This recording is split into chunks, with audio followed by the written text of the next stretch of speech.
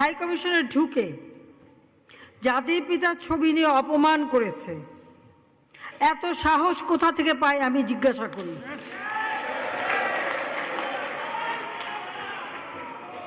আমি জানি না আমাদের হাই কমিশনার এখন কারা বসেছিল এবং তারা সেখানে কিছুই করতে পারলো না কেন, সেটাও বড় প্রশ্ন।